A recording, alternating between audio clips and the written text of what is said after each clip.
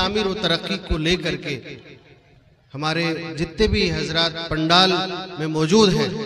और जो भी आसपास में हैं, मैं सबसे पहले यही गुजारिश करूंगा कि इस जलसे का मकसद जहां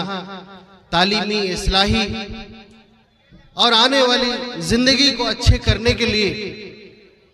आने वाली नस्ल के लिए अपनी बात सुन के जाते हैं कुरान और हदीस की रोशनी में, साथ ही साथ जो अहम मकसद है वो मकसद है मस्जिद की तामीर के लिए, मस्जिद के तामीर के ताउन के लिए। मतलब सबसे पहले सभी हजरात से जो पंडाल में, पंडाल के बाहर, अब जब मैं आ रहा था तो मैं देख रहा था कि वहीं से एक लंबी कतार है, बड़ी तादाद में लोग सड़कों में हैं, बड़ी तादाद में मैं देख रहा हूं कि मेले में भी हैं। सभी से गुजारिश करूंगा कि इस पंडाल, मुबारक पंडाल में तशरीफ लाएं और जरूर कुछ न कुछ इसमें इमदाद करके, इसमें ताउन करके जाएं, ताकि जो मकसद है वो मकसद में कामयाबी मिले। अल्लाह रब्बुल इज्जत हमें इस मकसद में कामयाबी करने की तौफीक अता फरमाए। हमारे उलमाए किराम तशरीफ फरमा है, दूर दराज से हमारे इस इलाके के सिमरिया, कोढ़ा, कटिहार के तमाम नौजवान दोस्तों, बुजुर्गों, माताएं और बहनों जो पर्दानशी हैं और सभी साथियों, अल्लाह रब्बुल इज्जत ने तमाम इस दुनिया में जो बनूना इंसान को पैदा किया और जितने भी इस दुनिया में मजहब पाए जाते हैं, धर्म पाए जाते हैं, उनमें जिस धर्म के हम मानने वाले हैं इस्लाम, और हमें तालीम को लेकर के, शिक्षा को लेके, एजुकेशन को लेके कुरान और हदीस की रोशनी में बार बार रग़बत की गई है, बार बार बताया गया है। पहली आयत में ही पढ़ो, उस रब के नाम से जिसने तुमको पैदा किया। बताया गया है कि क्या वो लोग जो पढ़े लिखे लोग हैं और वो लोग जो पढ़े लिखे लोग नहीं है, क्या वो बराबर हो सकते हैं? जाहिर सी बात है, नहीं हो सकते। ये तमाम चीजें इसलिए बताई गई है ताकि हम तमाम चीजों को जाने, समझें, हदीस और कुरान को समझें, अलग अलग फील्ड में जाएं, डॉक्टर बने, इंजीनियर बने, अलग अलग शोबे में जाएं और बनी इंसान की खिदमत भी करें, अल्लाह की रजा को भी हासिल करें। और हम जिस मुल्क में रहते हैं उस चीज को भी समझें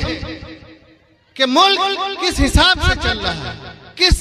संविधान से चल रहा है, कौन से कानून से चल रहा है, उसको भी समझने के लिए हमें जरूरत है कि हम तालीम हासिल करें, शिक्षा हासिल करें और उस चीज को समझें।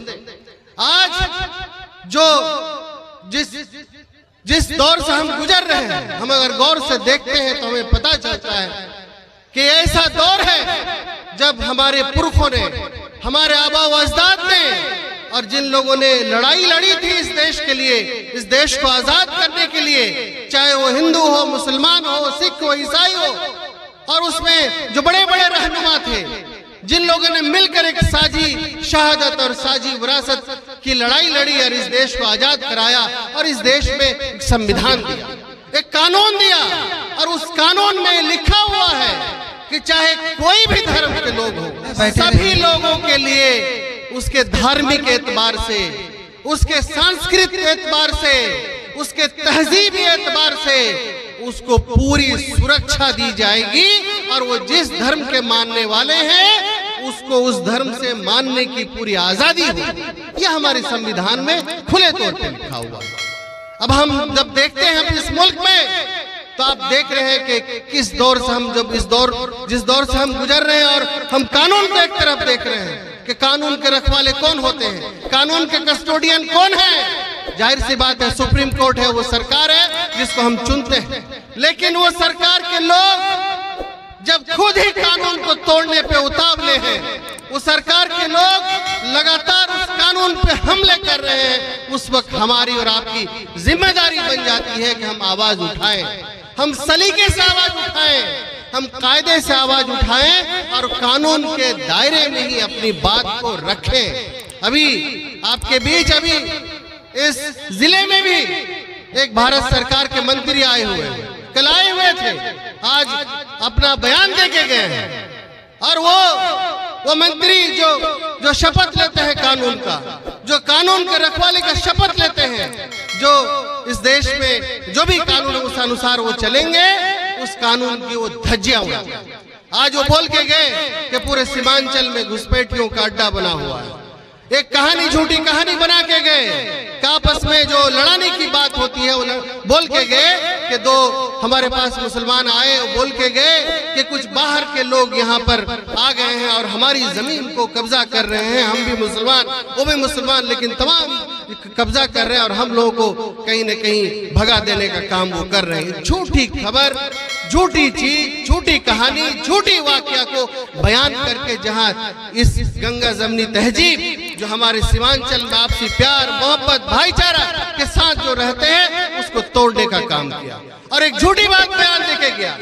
कहां बॉर्डर फोर्स किसका है? ये जो सीमा पर बॉर्डर के फोर्स है, बीएसएफ किनके पास है? ये केंद्र सरकार के पास है, उसी के वो मंत्री हैं। तो अगर घुसपैठिए आ गए तो मंत्री जी क्या कर रहे हैं? बीएसएफ क्या कर रही है? सरकार क्या कर रही है? क्या वो बयान जो देके गया क्या वो साबित कर पाएंगे कि कोई भी सीमांचल में एक भी बंदा कोई बाहर के घुसपैठी है? अगर है तो वो साबित करे, वरना इतनी झूठी बयान दे करके इस हमारी जो तहजीब है, हमारी जो आपसी प्यार मोहब्बत का रहने का सलीका है, उसको जो उसने चोट पहुंचाया, इस मंच के माध्यम से, यहाँ के माध्यम से उसकी निंदा भी करते हैं। और हम प्रशासन से इस मंच के माध्यम से गुजारिश भी करेंगे, लिखित तौर पे देंगे भी, कैसे मंत्री के खिलाफ एफआईआर दर्ज हो जो एक झूठी बयान देके गए हैं, क्योंकि वो मंत्री हैं, क्योंकि वो कानून के रखवाले हैं, लेकिन वो एक गैर जिम्मेदाराना बयान देकर के यहाँ से अभी फिर वो पूर्णिया और किशनगंज, अररिया का दौरा करेंगे और लगातार लोगों को गुमराह करेंगे, यहाँ आपसी भाईचारा को बिगाड़ने का काम करेंगे। मेरा बोलने का मकसद है हम इस चीज को जाने समझे,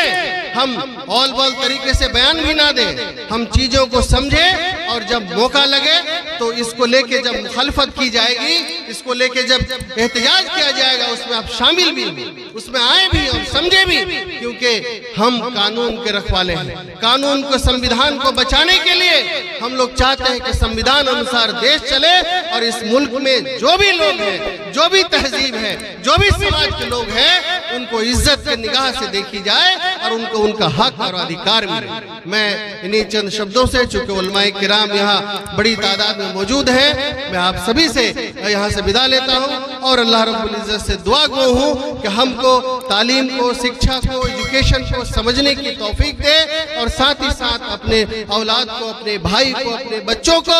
तालीम की तरफ बढ़ाएं ताकि इन चीजों को समझे,